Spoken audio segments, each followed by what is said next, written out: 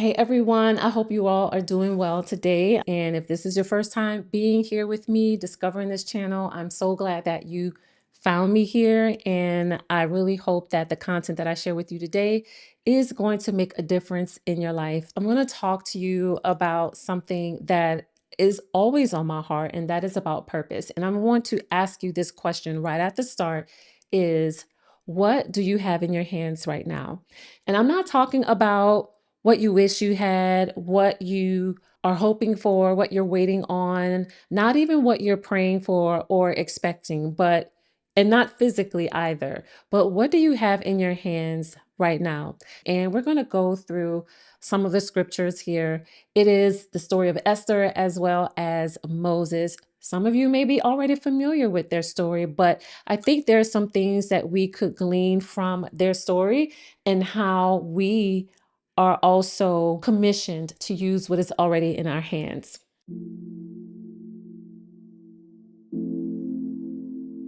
So, right at the start, let's just be very honest and put this right out into the atmosphere that you have purpose. You know it, and it is not something that you can talk yourself out of. I know some people wish they could, but it is not something that you can talk yourself out of, even if you tried, because you know God has placed something on the inside of you, and that is a calling, that is a gift, it's an assignment. And deep down, you know that the voice of that assignment, the voice of that calling, and the voice of your purpose is very real. And although it may not always be loud, it is definitely something that you can hear and you cannot silence. And you know it's from God, and you know that it is meant for more than just you. And yet it sits and it waits and it just lives on the back burner of your life. And if you've listened to any of the content that I've shared here with you on this channel, you know I've talked about not living a back burner life. I know that sometimes you can feel like your purpose and the vision that God has placed on the inside of you, that assignment, no matter how big or small, is sitting on the back burner of your life for a number of reasons. But it's not because you've forgotten about it, and it's not because you don't care, because I know that you do. But because somewhere in the middle of your full, demanding, beautiful, and even sometimes very complicated life, that voice that tries to reason with you that says, no, not yet, not now, just wait a minute. Let's wait until the kids get older. Let's wait until the finances are a bit more stable. Wait until things get a little bit more settled and not so busy at your job. There's all sorts of reasons why you might think waiting is where you are right now. And as much wisdom can be gained from waiting, there's also a lot of wisdom that can be gained from walking. And I talk a lot about knowing your seasons, knowing your capacity, and knowing how to walk that out. And it's just as important to understand that when your season changes from waiting to walking, and that may be where you are right now, or you're not sure where you are right now, or haven't been able to quite name it. And maybe that is the space that it's going from a season of waiting to a season of walking. Proverbs 3, 5, and 6 says that you have to trust in the Lord with all your heart and do not lean on your own understanding. And in all your ways, acknowledge him, and he will make your paths straight.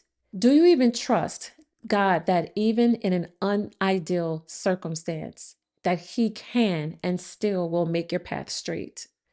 Because sometimes we think that a straight path means everything's clear, everything's figured out, everything is ideal, everything is the way we want it to be, give or take a little. But for the most part, you might think that everything is the way you want it to be. But God can make a straight path for you even when the circumstance is not quite ideal. So there is a cost to waiting. And every season you spend waiting for a better condition is a season that people who need what you are carrying are going without it. And so we know that your gift was never meant for you. It was given to you for the people that God had already assigned to your life, people he's already assigned to be blessed by your gift, your calling, and your purpose. And so that means that your hesitation, your waiting, does have a cost. There's a price to be paid when waiting. And sometimes that price is something you pay when you have to wait with patience and you have to wait with perseverance and you have to wait with expectancy. But then when your season changes into walking, but yet you're still paying the price of waiting, then now that means that instead of the perseverance, that means that there are people who are not receiving what it is that you have. And even yourself, you're not receiving all that God has for you because you have not allowed yourself to transition from waiting to walking. 1 Peter 4:10 tells us that as each has received a gift, use it to serve one another as good stewards of God's varied grace. And it truly does say it's a varied grace. We all have grace and we have different measures of grace, different measures of faith because our gifts, our callings, our seasons, we are not all on the same timeline and we're not all walking the same path. But we do know that regardless if we're walking on different paths, we are all following the same God who made that way for us. So you want to be a steward over what has been placed in your hands, and stewards are accountable for the choices that they make and even the choices that they do not make. So I want to take you into the scriptures. As I said before, I'm going to go through Moses. This was in Exodus chapter 4, and this is when Moses is standing before a burning bush. And God has told him that he is the chosen one to go before Pharaoh and lead an entire nation out of slavery. This is a man who was raised in Pharaoh's palace. He was educated by the best and in the best in Egypt. And he spent also 40 years in the wilderness being shaped by God in the quiet. And then Moses comes to this moment with God, this conversation he chooses to have with God. His response to God was a full inventory of reasons of why he is not the right person for this. And just imagine that for a moment, that God told Moses that I am choosing you to do this. And Moses is like, no, I think you got me mixed up with someone else. I'm not good at that. I am not a speaker. I am not a leader. I think you got me mixed up. Go pick somebody else. That's basically what Moses is telling God, that I'm not a good speaker. So please, he's basically pleading with God, please send someone else. And the thing is that God does not get into any type of litigation with Moses. He does not entertain his full inventory of reasons and excuses, no matter how valid it may have seemed to Moses. God does not entertain any of those reasons at all. And nor does God even defend his choice to Moses as to why he chose him. He just simply asked him this one question. This was in Exodus 4, verse 2. And it says, the Lord said to him, what is in your hand? And Moses said, a staff. Basically, a wooden stick, a piece of wood that Moses has probably been carrying. And I know he's been carrying for a very long time. Moses probably didn't even think about this staff in his hand anymore, this piece of stick. It was just something that he walked with and had with him all the time. Something that's very ordinary, something that is simple, it's plain, and something that on its own, it really didn't look like anything very significant. But that's the thing. God said, what is in your hand? And he said, a staff. And that is what God decided to use. And so I want you to understand what God is doing in this moment, because this is really not just about that wooden stick, that staff that Moses had in his hands. This is God redirecting Moses' attention. Moses is focused on what he lacks, the eloquence of speech, the authority, the credibility. And God says, stop looking at what you do not have and look at what is already in your hand. So that staff was not just a tool, it was the sum of all of Moses' years, his experience, the 40 years he spent tending to flocks in the wilderness, learning patience, learning the land, learning how to lead quietly and faithfully before anyone in public would ever be led by him. Everything those years had been built in him in a sense, was also in that staff. What looks like not enough or very insignificant in your hands truly is enough and becomes more than enough in God's hands. So the question he asked Moses is the question I'm also going to ask you today is what is already in your hand and are you willing to use it? Just think about how many times maybe you have overlooked a simple assignment, a ministry, a gift, a purpose, something that God has placed on the inside of you that maybe you deemed as inadequate, insufficient, not worthy, not enough, not popular, not trendy or viral or anything. Nothing that you see will create a demand for what it is that God has placed on the inside of you. But keep in mind that the children of Israel were not demanding anything of Moses either. They were in Egypt doing what they do every day while they're in bondage. They're working under Pharaoh, having to do a lot of hard tasks. No one demanded anything from Moses, but God demanded something from Moses. That's something for you to think about because maybe no one is demanding anything. And when I say demanding, as in, I mean that in a sense of asking you for something, because I've heard a lot of times people say, well, what is it that people are always asking you questions about? What do they go to you for help for?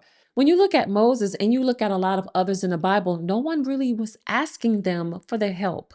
Not all the time. All of the children who were in bondage in Egypt at that time, none of them went to Moses and said, hey, Moses, you think you can help us get out of Egypt? Do you think that you can lead us out of here? Do you think you can talk to Pharaoh? I think that you would be a great person to do that. No one asked Moses to do anything, but God had already still chosen Moses. It doesn't matter if anyone is asking you or not asking you for something. What has God asked of you? What is He requiring of you? What has He put in your hands, big or small, requested by others or not? What has He put in your hands that you have been assigned to work with? Because a lot of times we look for validation in external ways, but the truth and the true way to respond to the calling is not to look for external validation, but is really to just begin to say yes to God and to really work with what you already have. Even if it's just a piece of wood, that staff became something very powerful in Moses' hand. As we know later in the story, that staff, God used that staff and turned it into a serpent right in front of Pharaoh's eyes to prove who was God and who was truly in charge in this situation. Even if it is a piece of wood, if God placed that tool, and I'm using as reference that wooden stick, and that wooden stick could be whatever it is for you.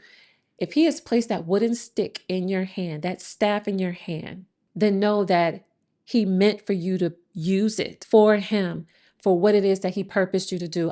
Now let's go to Esther, because if you look at Esther, she was an orphan. She lost her mother and her father at a very young age. She was raised by her older cousin, Mordecai, and she did not come from any type of prestigious background, as you know, and she had no obvious reason to believe that she could ever stand in any place of influence. And she was also a young Jewish woman. She lived in exile with a lot of other Jewish people, and they were in a foreign land. And by every external measure, every single external measure, her circumstances were not ideal. And yet, God positioned Esther for a moment that would determine the survival of an entire generation. In Esther chapter 4, verse 14, it says, and who knows whether you have not come to the kingdom for such a time as this? And these are two words in Mordecai's question that stood out to me, and that is, who knows? Who knows, maybe the season you are in right now, even the hard one, even the busy one, even the one that looks like nothing like what you imagined your purpose would look like. Who knows if maybe this is the very season that God has been preparing you for and building you for? Who knows if the experiences you've had, the losses that you've carried, and the lessons that you had to learn was something that God had orchestrated for you to come to this place. Who knows? Esther was not in a perfect circumstance, yet she did serve a perfect God, and she was perfectly positioned to do everything God had positioned her to do. So when you get to the part of Esther's story where she now has her chance to go before the king and present herself, all of the other women at that time, they had the option to request whatever it was that they felt that they needed that would maybe enhance or elevate their presentation. And so a lot of them felt like they needed to be more impressive. They wanted to present themselves to look more worthy, to be chosen. And so they added all of these things on top of what they already had been prepared for. But in Esther's case, she did not ask for anything. In Esther 2, verse 15, it says, when the turn came for Esther to go into the king, she required nothing except what Haggai, the king's eunuch, who had charge of the women, advised. So she didn't require anything extra. She did not want to be or even try to be more than what she was. And she did not even pile a lot of things on top of what she already had. She trusted the preparation for that moment. Now, she didn't have anything in her hands the way Moses had a staff in her hand. But what she had was a preparation. What she had was her character. What she had was her composure. What she had was her posture. What she had was her wisdom and her training and her confidence, and most of all, her trust in God. And that was exactly enough in how she ended up becoming queen. So when you think about Esther and when you think about many other people in the Bible who had to rise up to the occasion of doing what God called them to do, they didn't have to bring anything to the table. Many times in different circumstances, when you're dealing with people, you maybe are having conversations about forming a partnership or a business or doing something together, whatever it is. And usually you want to work with someone who's able to bring something to the table. But in this particular case, with God, you don't need to bring anything to the table. All you have to do is bring yourself to the table, and then God takes care of the rest. But there's this voice that will say, well, I need to be ready. You need to bring something to the table. And God is saying, I just need you to bring you, your whole self, because He made you. He made your hands. He made your voice. He made everything about you. And all He wants you to do is to bring that to the table, which He has already prepared for you. And so you bring that to the table, and God can work with that. So you already have way more than what you think you do. You truly do. And I want you to think about your purpose in this case, not what is missing, not what you wish were different, but what is actually there. What has God placed in your hands through the years that you have lived? Think about your experience in every role you've had, every season that you have walked through, every lesson that cost you something. Think about the knowledge that you've gained, the things that you actually understand because you've lived them, not because you read about them. Think about your gifts and the things that naturally come to you and the things that light something up in you when you do them. Romans 8:28, it says that we know for those who love God, all things work together for good, for those who are called according to His purpose. All things, not just the easy things, not just the polished things, not just the seasons that you will put in a highlight reel, but all of it. Every hard year, every unexpected turn, every experience, everything that even did not make sense while you were in the middle of it, it has been and is still working for your good. And it makes me think about this story in John 6:9, because sometimes I think that we try to adjudicate what's of value and what's not. And yeah, I'm going to use this part of my gifts, but I'm not going to use that because who cares? Who needs it? When you go back to Moses, all he had was a stick. His gift required more than just that stick. It required his voice. It required his leadership. But it started out with God helping Moses to recognize something very simple as what's in your hand, the stick. What is in your hand? Whatever that is, it is enough for God. And those things will not be wasted. In John 6 and 9, when they were feeding the thousands with the bread and the fish, after everyone was filled, and I love this part, after everyone is filled, it says, when they were filled, he said to his disciples, gather up the fragments that remain, that nothing be lost. And I find that to be such a powerful verse, because if God was willing to ensure that not even the remains, the fragments of the bread and the fish were lost. And so with you, the same applies. It doesn't matter what you've been through. It doesn't matter what you think the value of an experience or the knowledge or anything that you've gained or learned up to this point. God says he will gather up the fragments so that nothing be lost.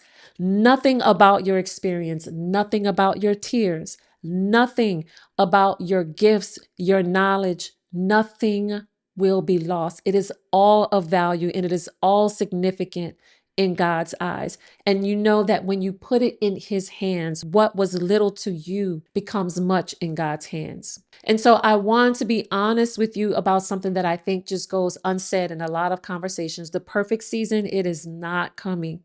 Life will always be full. There will always be responsibilities competing for your time and your energy. There will always be something that feels like it should come first instead of your purpose and the vision God has given to you. So rather than trying to wait or determine what is the right season, we just have to allow God to help us walk through the seasons that he has given us, and knowing that when we are walking in step with him, and as it said in Proverbs, that we're not going to lean to our own understanding, because there's even things in our current season that we will not be able to understand. But when we acknowledge him, he's going to direct our paths. And so the intent is that we don't have to understand every single thing about our season. We don't have to have every single thing worked out for the season to be right. We just have to know who's directing the paths, and trusting that even in the midst of a full life, even in the midst of a complicated life, even in the midst of a busy, competing life where it seems like there's more things to do than there is time, do you trust that God can still make a path straight for you, even when things are not clear in your season? Do you trust that God will make a path for you, even when you don't understand everything? When things are not ideal, when it seems like the clock is constantly ticking against you, when it seems like the odds are stacked up against you, when it seems like your to-do list is way too long to fit anything else on it, do you trust that he's going to direct your path because you acknowledge him in every season? Whether it's a stable season, an unclear season, a very obscure season, God is always still in the midst of it. I am encouraging you to be that woman who uses what is in her hand and take that faithful step towards what God has placed on the inside of you. He is the God and the Lord over your season, whether full or light. He helps you carry everything because he did not design our shoulders to wear a cape. As much as you try to wear a cape, we like to put on capes. God did not design our shoulders to wear a cape. He did not design our shoulders to carry these heavy burdens. When he told us to cast them on him, when he said that he would be our burden bearer, he just told us to acknowledge him. He'll direct our paths. And whether you're waiting and you're ready to walk, or you're not sure if you should walk, know that God is the one who's doing the leading, and he's guiding you while you've waited. And just as much as he's guided you while you waited, he will guide you just as much while you're walking. So you don't need one more thing to begin. You don't need a better season, better circumstances. You don't need a clear calendar, as much as we would love that. You don't need a cleared calendar or a sign or a louder confirmation. You just need to have the willingness.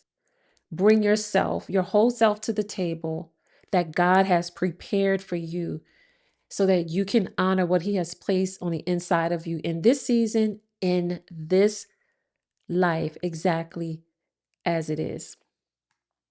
So I want to leave you with this. Write the vision. Whatever God has placed on the inside of you, whatever it is, whether it's writing a book, and it could be baking, crocheting, knitting, starting your online business or a brick and mortar business, whatever that is, going out into the community, it does not matter. Knowing and trusting that your knowledge, your gifts, your skills, your story, and every faithful step, because faith and works. Faith without works is dead. Just one faithful step this week, and it doesn't have to be a perfect step. I promise you, you have not missed your moment.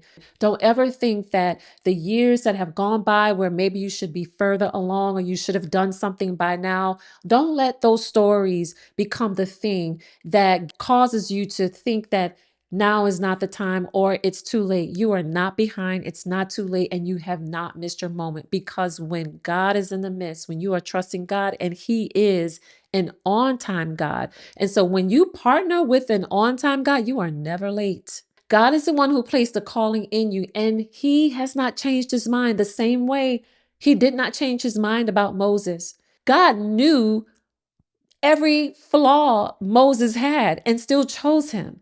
And so the same way He didn't change His mind about Moses, He's not going to change His mind about you either.